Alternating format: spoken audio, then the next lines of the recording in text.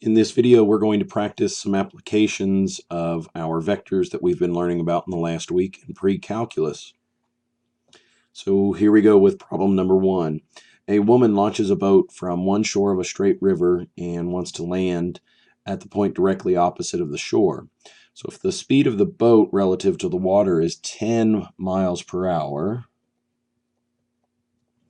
and the river is flowing east at a rate of 5 miles per hour, in what direction should she head the boat in order to arrive at the desired landing point? So she wants to travel directly across the river. So she wants to end up traveling on this vector W. What angle measure, what theta value is going to be necessary in order for her to accomplish that based on how fast the river is flowing and how fast her boat can travel? What I would like to do is consider the algebraic form of each of these vectors. So this first vector, we'll call that one, well, it's already labeled for us. We'll call this one V for the boat. The boat is traveling in this direction. Now that would be 10 times cosine theta times I plus 10 sine theta J. And our hopes are to calculate the number here. We're going to find a numeric value for these numbers, and that would represent the direction of the boat. The river, labeled with vector U, that one's easy. It has no vertical component, it's plus 0j, no vertical component to this vector here. It's pointing directly to the right. But it does have a horizontal component that we're going to call 5I. We learned in class that by adding the two vectors together, V with U, the resulting vector will be W, somewhere in between. And we also recognize that the horizontal components, 10 cosine theta I and 5I, will combine together, and the vertical components will combine together.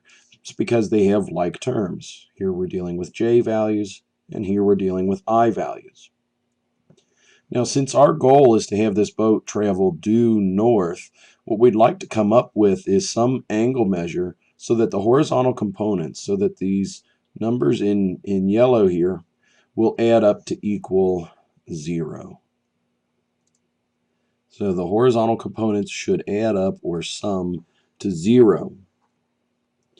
The nice thing is that once we start adding by components, we can drop this coefficient. So I'm looking at 10 cosine theta plus 5 should equal 0. Now that I've helped you set up the equation, I'd like for you to solve for theta. Pause the video now and try that on your own.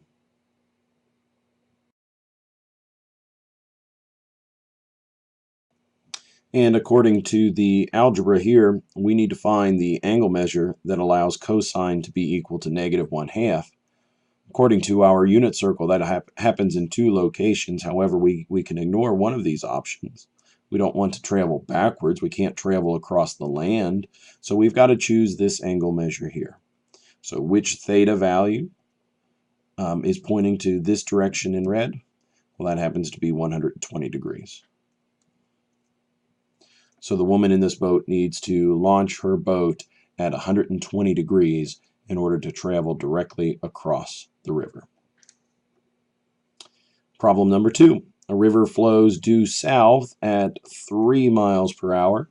A swimmer attempting to cross the river heads due east at 2 miles per hour relative to the water. Find the true velocity of the swimmer as a vector.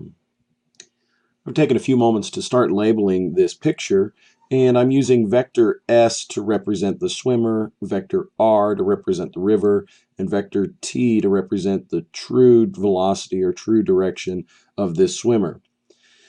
For vector S, we know that this person's traveling 2 miles an hour due east and has no vertical component. So I could call vector S in vector form or algebraic form, 2i plus 0j. I can call vector r 0i minus 3j because there's no horizontal movement in this vector, only a vertical movement of 3 units southward. Now the sum of s and r will be the true dimension of this swimmer, or the true vector of this swimmer. So the math is really as easy as you might think. S plus r, well, this is the vector for s, this is the vector for r. When added together and we combine like terms, we see the true vector for this person's movement is 2i minus 3j. Or in other words, for every 2 units they move to the right, they will be pushed downward 3 units, or southward 3 units. Another way to show this vector in component form is with these angled brackets. We can call this 2 comma negative 3. So that may look familiar to you. Or we could use our calculator and turn this into polar form. So let's see what that would look like. In the TI calculators, we can write a vector with the square brackets. So 2 comma 3 is my vector. And from the library commands, I'll find the polar command. Whoops. Here we go. From the library, we'll choose polar. And I'll press Control Enter to get the decimal result. It looks like this swimmer is going to move at 3.6 miles per hour at an angle of 56 degrees. And that doesn't sound right. We're not moving at a positive 56 degrees. And I noticed I forgot my negative symbol here. So let's try that one again. 2 comma negative 3. Should make a small change here. There we go. Still moving at 3.6 miles per hour, but now at a negative 56.3 degrees. And that's not really an answer to the problem that was asked in this question. This question wanted the vector, so we'll leave our answer in one of the boxes. But this is good to know too. Now we have a really clear understanding of how fast that swimmer is moving. He or she is only propelling themselves at 2 miles per hour, but the net result is them moving at a total of 3.6 miles per hour. And this problem should read exercise 2 here. Suppose that in exercise 2, the current is flowing 1.2 miles due south. 1.2 miles per hour due south. In what direction should the swimmer head in order to arrive at the landing point due east of his starting point? So this swimmer was probably going to have to aim upward here at some angle measure so that they land exactly east from where they started. The swimmer can still propel themselves at 2 miles per hour. We're just not sure at what angle he or she is going to have to aim. So I think we'll combine a little bit of problem 1 and problem 2 to answer this question. So I'm going to label this vector again S for the swimmer's vector. This one I'll label R for the river's vector. And what we're looking for is the T vector that ends up traveling due east. Now the vectors in algebraic form would end up looking something like this. For S, since I don't know the angle measure, I need to multiply 2 times cosine theta I plus 2 times sine theta j.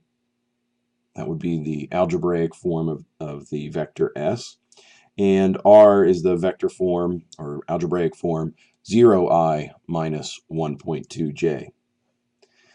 Since this swimmer wants to travel due east, we would like to establish a vector that's perfectly horizontal and has no vertical movement.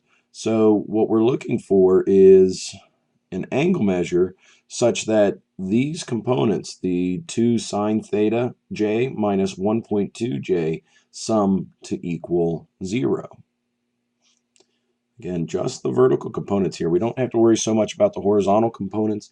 The vertical components, 2 sine theta minus 1.2 should equal 0. Now we've got an equation that we can solve for theta.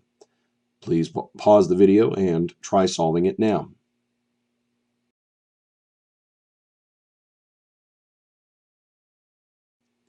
And it looks like after solving for theta, we see that the angle that the swimmer has to aim themselves is 36.9 degrees.